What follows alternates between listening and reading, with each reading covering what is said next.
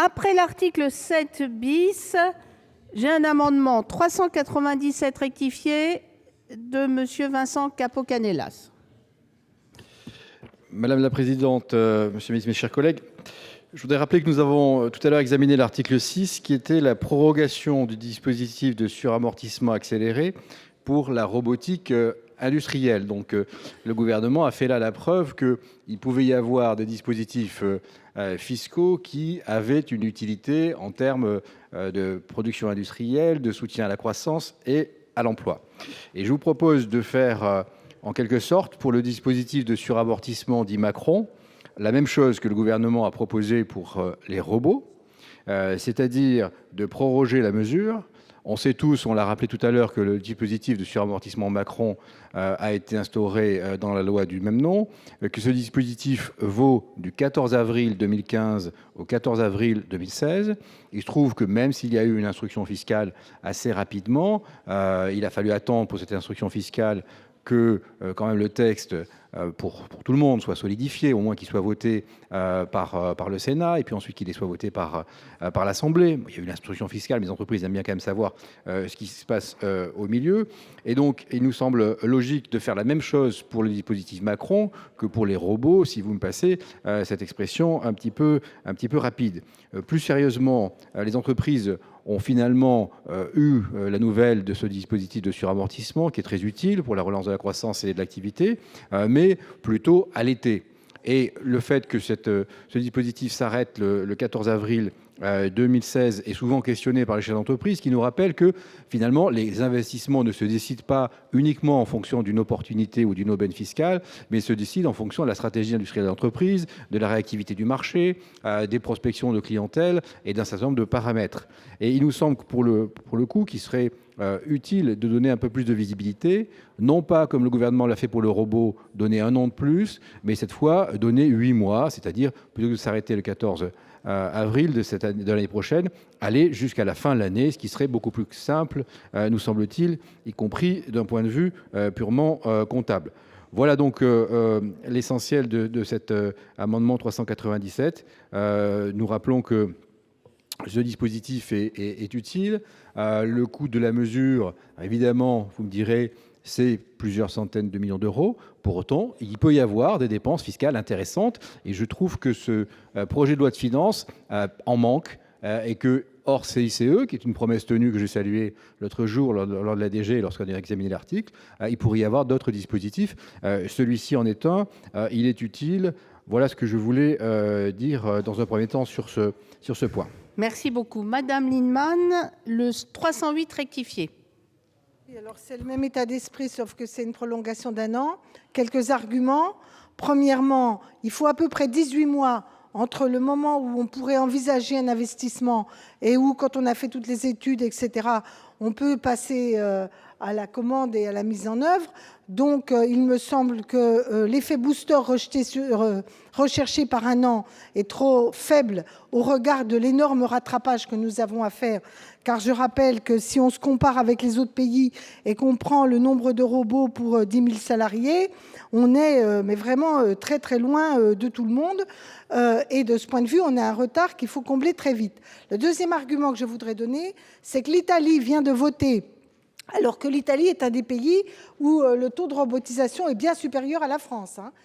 L'Italie vient de voter un dispositif de suramortissement, mais qu'il a prévu sur 3 ans. Donc, je pense que des pays qui ont, en matière d'investissement industriel, une vraie culture de modernisation et qui en tirent un grand profit de compétitivité, ont eu ce souci de donner un délai limité mais raisonnable. Je pense qu'à minima, il faudrait rallonger d'1 an le dispositif de surinvestissement. Merci, cher collègue. Quel est l'avis du gouvernement, non, de la commission, pardon, monsieur le rapporteur? Vous savez que le Sénat, puisque c'était très largement partagé sur tous les bancs, est favorable au dispositif d'encouragement de l'investissement. Et l'un des moyens d'encourager l'investissement, c'est évidemment d'amortir plus. C'est la raison pour laquelle vous vous souvenez que nous avions voté l'année dernière ce dispositif d'amortissement accéléré, donc qui était un dispositif, à l'époque on nous avait expliqué que ce n'était pas possible, c'était coûteux. Et le dispositif introduit dans la loi Macron va plus loin. Il est plus coûteux puisque c'est non seulement un coût de trésorerie, mais ça consiste à finalement subventionner fiscalement l'investissement en amortissement 40% de plus. Donc c'est un dispositif qui a un coût réel et qui devrait normalement avoir un effet tout à fait dopant pour l'investissement. Donc dispositif limité dans le temps. J'ai bien entendu les arguments des uns et des autres, en particulier de Vincent Cabanel-Canella qui était président de la commission spéciale et qui est sur le Macron et qui connaît bien ce dispositif. L'étendre, c'est un problème peut-être d'évaluation de l'impact d'abord, savoir, on a beaucoup parlé de stabilité là, évidemment. Alors, est-ce que ça aura l'effet escompté donc avant de l'étendre? Bon, mais surtout, c'est un coût qui est évidemment très élevé, en centaines de millions d'euros.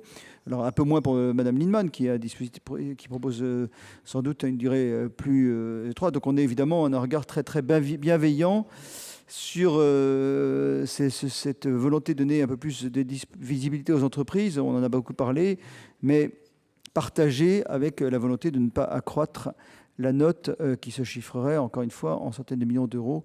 Et le coût est élevé, et c'est pourquoi la Commission était un peu réservée de ce point de vue-là. Bon, mais tout en étant, en effet, partagé, on n'est pas simplement sur un coût de trésorerie, on est sur également un coût budgétaire, impact réel 2016, qu'on a pu estimer pour l'année 2016 à, ça avait été donné, les coûts avaient été donnés, 380 millions d'euros. Voilà. Merci, monsieur le rapporteur général. Monsieur le ministre, quel est l'avis du gouvernement? Oui, le gouvernement est défavorable pour plusieurs raisons. La première, c'est que la comparaison ne vaut pas, monsieur le sénateur. Concernant les robots industriels, c'est un amortissement accéléré, qui n'est finalement qu'un avantage de trésorerie. Ça peut être très utile pour les entreprises, notamment les plus fragiles d'entre elles. C'est un peu moins difficile pour l'État, surtout à une époque où le coût de l'argent, tout le monde s'en félicite, est plutôt faible.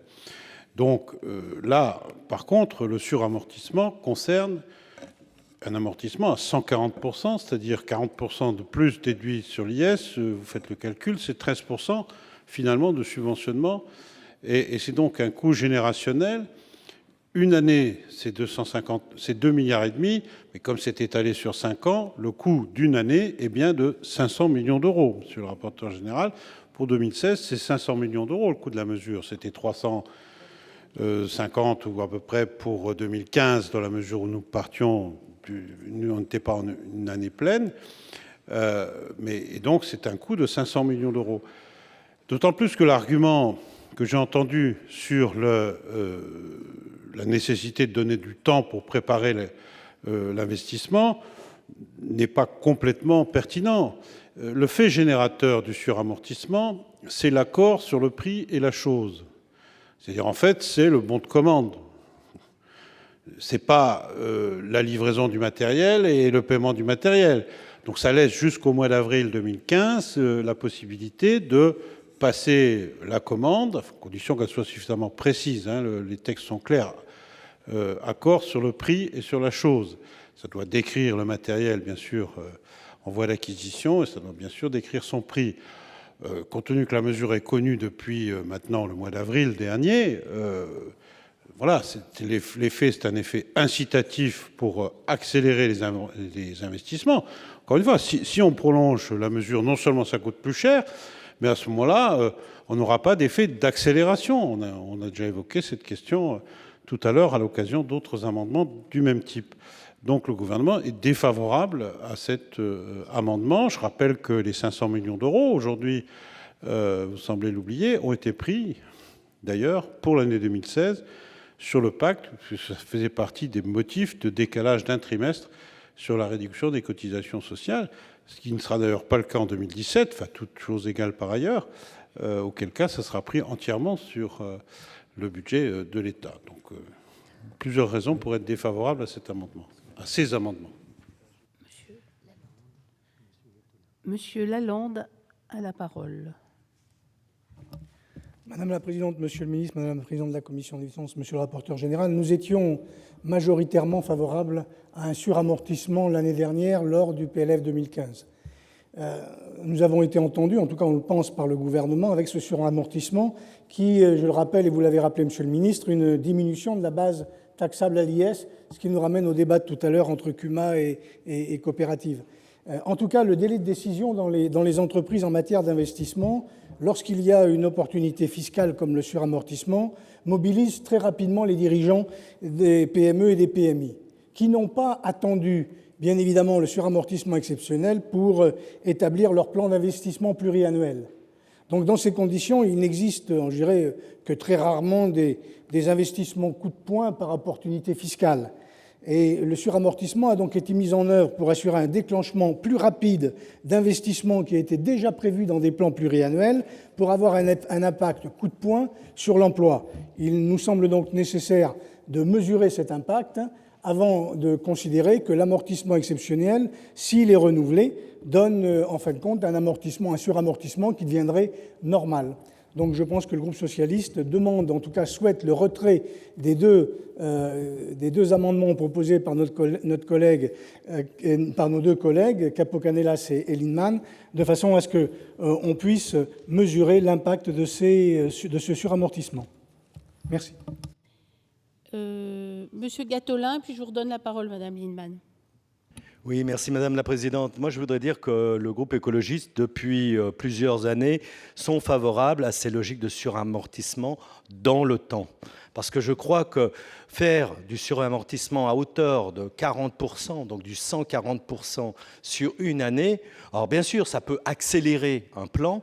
C'est aussi un effet d'aubaine pour ceux qui avaient déjà prévu d'investir. Enfin, j'ai l'impression qu'il faudrait relancer les stages en entreprise dans cette maison, et pas que dans cette maison, pour savoir comment ça se décide, même dans une PME, PMI ou même dans un grand groupe. Il aurait mieux valu décider un suramortissement de 15% sur 3 ans, pour un coût à peu près équivalent, pour qu'il y ait la prévisibilité. Alors d'un côté, on ne peut pas nous dire sur le CIR, sur le CICE, qu'il faut la sanctuarisation parce qu'il ne faut rien changer, parce que c'est ce qui entraîne l'investissement et l'engagement à long terme, et nous dire sur une mesure aussi importante, moi je redoute que cette mesure ait été prise par opportunité. À un moment, on dit « Ah tiens, il y a un frémissement dans la croissance, donc on va mettre un petit coup parce que quelque part, on va pouvoir inverser ou sortir des chiffres du chômage en amélioration, en tous les cas dans le bon sens. » Moi, honnêtement, c'est de la politique de stop and go. Faire ça 1 an, on a les mêmes choses dans les aides exceptionnelles à la presse. Alors, régulièrement, on nous fait un plan spécial. Tout d'un coup, on voit que ça va mieux.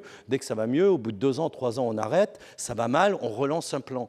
Alors, ayons une logique beaucoup plus dans la durée, peut-être moins importante. Donc je soutiendrai ces 2 amendements, même si je n'en partage pas tout à fait la philosophie, parce que je trouve les niveaux d'amortissement sont trop élevés et trop limités dans le temps. Mais je crois qu'à un moment, il va falloir parler avec des responsables d'entreprise un peu plus pour comprendre comment fonctionne la décision, en tous les cas dans ces domaines. Je vous remercie. Merci, Madame Linnemann. Vous avez la parole. Je partage la philosophie que vient de développer notre collègue Gattolin.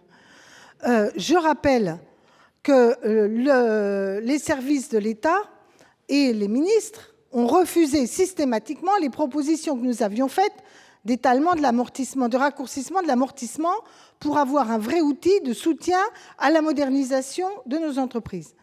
Et puis, il y avait une telle pression parce qu'on ne fait qu'accumuler du retard dans la modernisation et la robotique et la robotisation, qu'on a pris une mesure ponctuelle. Je vous fiche mon billet que dans 6 mois, le bilan, c'est pas efficace. Et pour cause, c'est fait 1 an, le temps que tout le monde... Je sais bien, cher collègue Lalande, qu'il y a des gens toujours à l'affût de tout ce qui bouge, mais je dis qu'il y a beaucoup d'entreprises, on hésite à investir. Car c'est pourquoi je ne suis pas une fanatique de tout l'offre ou tout la demande.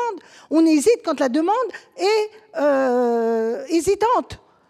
Donc, comme on est dans cette structure de demande hésitante, il faut qu'on accélère avec un avantage fiscal qui anticipe une demande qui reprend. Et donc, il faudrait mieux, d'ailleurs, un niveau moindre de suramortissement et plus durable. Mais comme c'est aujourd'hui ce qu'on a voté, à minima, il faut que ce soit un peu plus durable dans le temps pour qu'on en évalue l'efficacité. Car sinon... effectivement, on ne fait que gagner 6 mois sur un investissement qui était déjà prévu. Alors que normalement, il faut que ce soit un déclencheur pour des investissements hésitants. Et le fait même qu'on est dans une stratégie courte fait que ça n'est pas déclencheur pour un investissement hésitant. Car, monsieur le ministre, c'est pas vrai, il faut du temps pour bien choisir le bon robot. Il faut des diagnostics, par rapport à l'état de la production. Ce n'est pas des robots clés en main, ça s'adapte avec des progiciels, etc. C'est des études qui sont complexes à mettre en œuvre.